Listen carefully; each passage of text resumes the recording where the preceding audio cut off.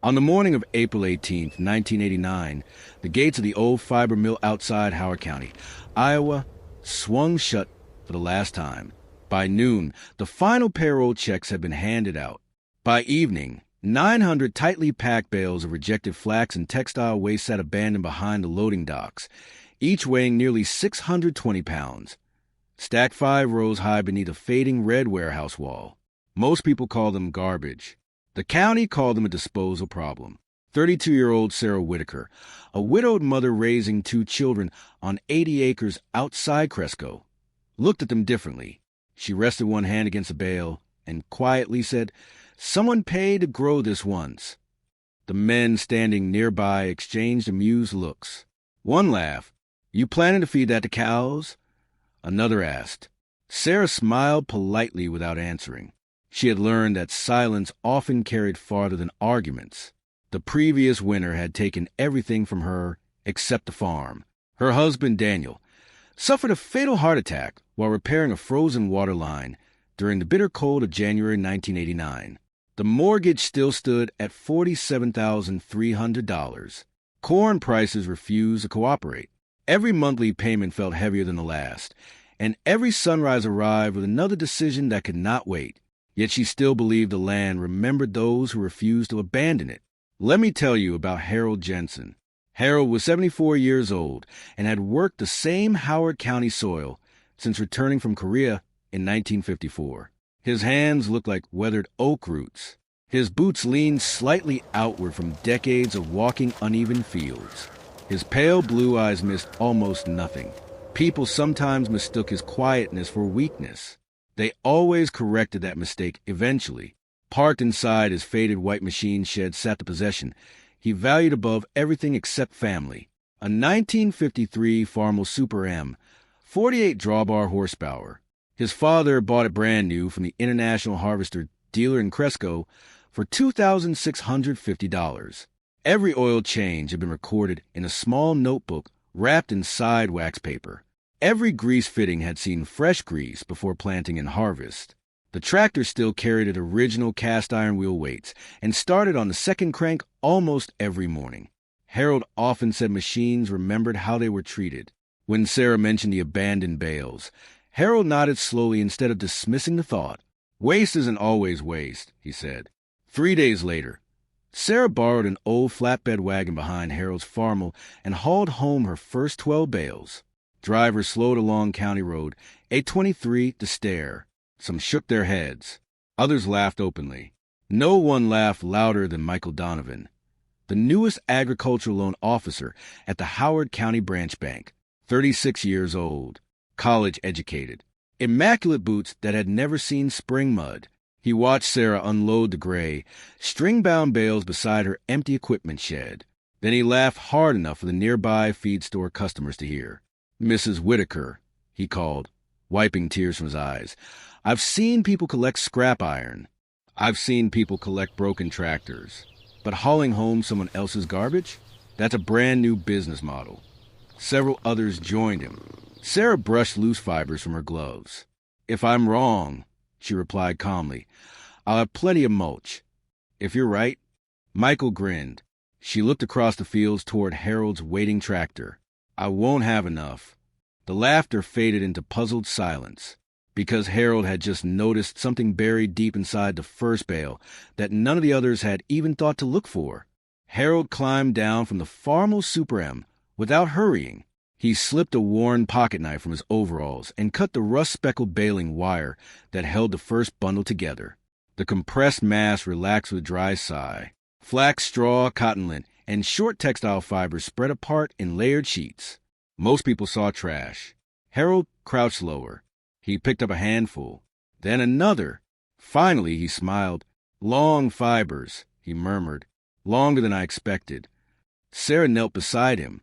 Mixed through the rejected material were thousands of clean flax fibers that the mill's machinery had failed to separate properly. During the rush to close the plant, nobody had bothered to recover them. There were also tiny fragments of woody flax stems, exactly the kind of carbon-rich material farmers often struggle to find for balanced compost. The county wanted to bury it. Harold thought it could breathe again. "Let me tell you about flax." for generations across Iowa and Minnesota. Flax had been grown for both seed and fiber. Once the valuable strands were removed, the remaining straw was often burned, discarded, or piled into forgotten corners because processing it required time, labor, and specialized equipment. By the late 1980s, imported fibers and cheaper synthetic materials had pushed many regional mills toward bankruptcy. Entire yards of usable plant material suddenly became expensive problems instead of valuable resources. Sarah spent the next several days hauling bale after bale home. Each trip covered nearly 11 miles.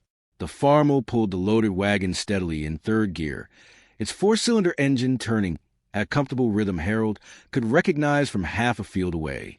People kept watching. People kept laughing. Michael Donovan stopped his pickup beside her driveway one afternoon. "I ran the numbers," he said, folding his arms. 900 bales at roughly 620 pounds each. That's over 500,000 pounds of waste. Even if someone paid you $20 a ton to haul it away, you couldn't make enough to cover your diesel. Sarah thanked him for the calculation. Then she returned to stacking bales.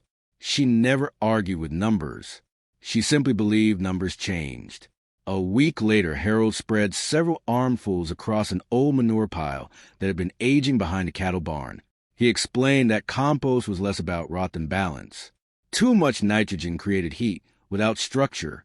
Too much carbon slowed everything to a crawl. These flax fibers held moisture while allowing tiny pockets of air to remain inside the pile. That mattered because compost is really built by billions of living organisms doing invisible work. Have you ever owned something that everyone else called worthless, only because they never bothered to understand how it worked? Sometimes value hides inside knowledge instead of appearance. Within days, steam curled from the center of the compost, windrows despite cool morning temperatures. Sarah pushed the steel thermometer nearly 3 feet into the pile. 148 degrees. Exactly where Harold hoped it would be. The smell surprised everyone. Instead of decay, it carried the warm scent of fresh earth after rain. Michael visited again near the end of May. This time he wasn't laughing. He was curious. He watched Sarah turn the windrows with the loader, while Harold guided the old Farmall alongside. The tractor's steady exhaust echoed across the pasture, like a heartbeat that refused to grow old. "So what's the plan?" Michael finally asked. Sarah looked toward the towering stacks that still covered half the yard. "I haven't told anyone yet." Harold answered before she could. "Good." Michael frowned. "Why?" Harold rested one weathered hand against the tractor's faded hood. "Because once people understand what she's building, these bales won't belong to the county anymore." Michael looked from the compost piles to the hundreds of untouched bales stretching across the field. For the first time since the mill had closed, he realized Sarah might not be collecting garbage at all. She might have reached it before everyone else did. By the first week of August 1989, the compost had changed completely. The coarse flax fibers were no longer stiff and gray.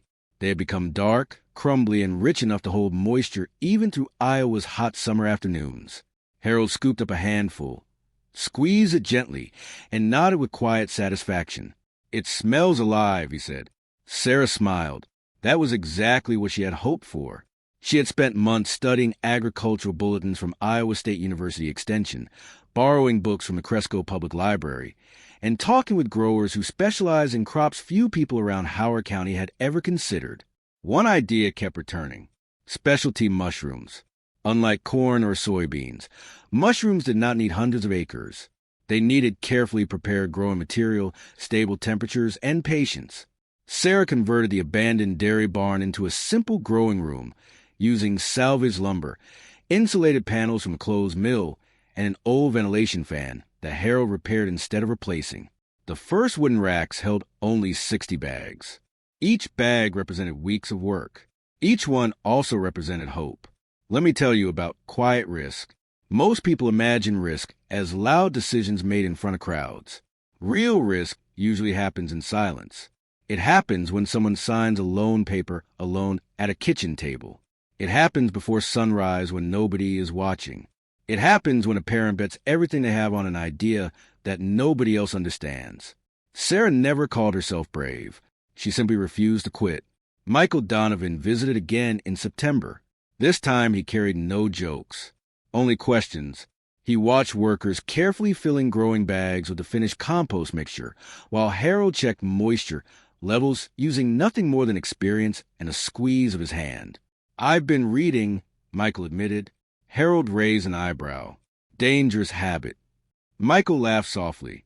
"I found buyers in Minneapolis already paying premium prices for specialty mushrooms." Sarah looked up. "So did I."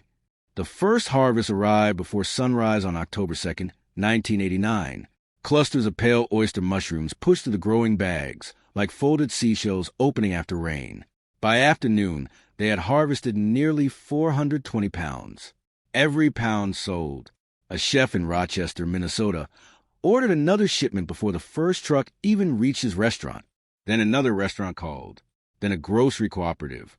Then a distributor. Orders began arriving faster than Sarah could fill them. Have you ever been told your idea would never work, only to discover the hardest part wasn't finding customers, but keeping up with them? That feeling changes a person forever. Within 6 weeks, every available harvest had already been promised. Customers started asking the same question. How long is the wait? Sarah opened a notebook. She wrote down names, then dates. Without realizing it, she had created something no one expected, a waiting list. Meanwhile, county officials finally announced plans to auction the remaining flax bales that still sat behind the abandoned mill. News traveled quickly. So did opportunity. Companies that had ignored the piles for months suddenly submitted bids. Landscape suppliers wanted them. Compost operations wanted them. Livestock producers wanted them for bedding.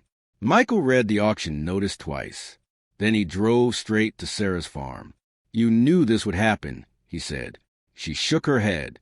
"No," Harold answered instead. "We knew people would eventually notice value." Michael stood quietly beside the old Farmall Super M. Its faded red paint reflected the late afternoon sun, and its engine clicked softly as it cooled after another day of hauling. "I laughed at you," Michael admitted. "Yes," Sarah replied gently. "I was wrong." Harold smiled without triumph. "The important part isn't being wrong." Michael looked at him. "It's what?" Harold rested his weathered hand on the tractor's steering wheel. "It's deciding what you do after you finally know better." Michael stared toward the distant mill, where the remaining bales still waited. Then he reached into his truck, pulled out a sealed envelope, and handed it to Sarah. Inside was something she never imagined the bank would offer. Inside the envelope was a revised loan agreement dated October 18, 1989. The Howard County Bank had approved a new operating loan at a lower interest rate, extended the repayment schedule from 10 years to 15, and added enough working capital for Sarah to purchase the remaining flax bales before the county auction could begin. Michael Donovan signed the recommendation himself. "I convinced the board," he said quietly. "Not because I felt sorry for you, because I finally understood your business." Sarah looked at the papers for a long moment. Then she reached across the kitchen table and shook his hand. Harold smiled from the doorway, but said nothing. Some victories did not need speeches. The county accepted Sarah's offer of $11,700 for the remaining bales. Officials were relieved to avoid disposal costs, while Sarah gained the raw materials she needed for years' production. By the spring of 1990, the old dairy barn had doubled in size. Local farmers who had once questioned her judgment now delivered straw, manure, and other agricultural byproducts to farm instead of burning or discarding them. The waiting list kept growing. Restaurants in Des Moines, Madison, and Minneapolis reserved harvest months in advance. Small garden centers began buying her compost blends after seeing healthier vegetables and flowers grown in demonstration plots. Before long, the farm earned more from recycled agricultural materials than it ever had from corn. Let me tell you about that old Farmall Super M1 last time. By then, the tractor had hauled well over 500 of the original flax bales. It had turned compost windrows through rain, mud, and snow. The faded paint had become even duller, but the engine still started with its familiar, steady rhythm. Harold continued changing the oil every 100 hours, greasing every fitting before heavy work, and keeping the original notebook his father had started nearly 4 decades earlier. Machines like that were never built merely to move dirt. They carried memory. Harold retired from active farming in 1993, although retirement never suited him. He still wandered into Sarah's yard almost every morning carrying a thermos of coffee and another piece of advice that usually sounded simple until someone tried living by it. 5 years passed. Then 10. The mushroom operation expanded into specialty compost, organic soil mixes, and educational workshops for beginning growers across northeastern Iowa. What started with abandoned waste became one of the county's most respected small agricultural businesses. People stopped referring to Sarah as a young widow. They called her an innovator. Michael changed too. Whenever young loan officers joined the bank, he drove them past Sarah's farm before showing them their desks. He pointed toward the long line of delivery trucks waiting outside. "I laughed at that place," he always admitted. Never confuse something you don't understand with something that has no value. Harold passed away peacefully in November 2001 at the age of 86. His family honored his wishes. The Farmall Super M was not polished into a museum piece. It stayed exactly where he wanted it, working. Sarah's oldest son learned to drive it before he earned his driver's license. Years later, his daughter learned the same way. Her small hands wrapped around the smooth steering wheel worn shiny by 3 generations. The old tractor still turned compost piles every autumn, its engine echoing across fields that had witnessed both hardship and renewal. The abandoned mill disappeared long ago. The warehouse was demolished. The loading docks were removed. Wild grass now grows where the 900 forgotten bales once stood. Only the lesson remains. Some people measure wealth by what they can throw away. Others build it from what everyone else leaves behind. If this story reminded you of someone who quietly saw value where others saw only junk, I'd love to hear about them in the comments. Have you ever rescued something everyone else had given up on and turned it into something meaningful? I read every story you share. And if you'd like to hear about the Iowa farmer who saved a century-old threshing machine by hiding it inside an abandoned limestone quarry until the bank gave up looking for it, that story is waiting for us next.